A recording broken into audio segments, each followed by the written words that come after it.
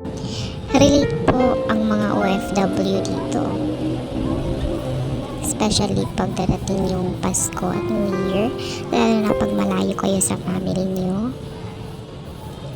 Pati rin yung birthday o kahit anumang okasyon.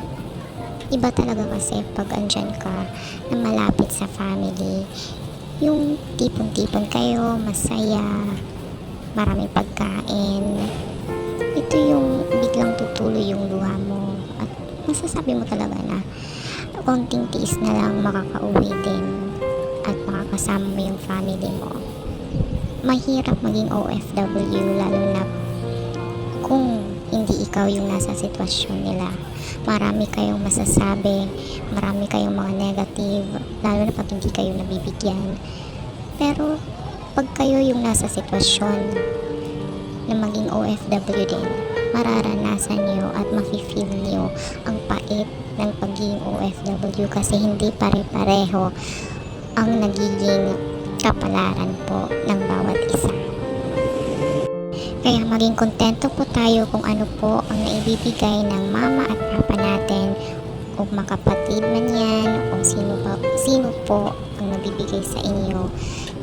Every month or every week, maging kontento po kayo kasi hindi niyo po alam ang pinagdadaanan ng bawat isa, lalo na pag OFW po.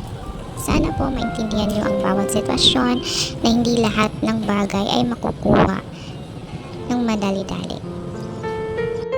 At sa mga OFW po dyan, matuto po mag-ipon ng mag-ipon habang hindi po kayo nakakauwi. Kasi mahirap ang buhay lalo na pag wala po kayong ipon. Kahit lang sa fireworks, maiiyak ka talaga. Kasi ramdam mo ang family mo, namimiss mo sila at hindi ka madaling makauwi.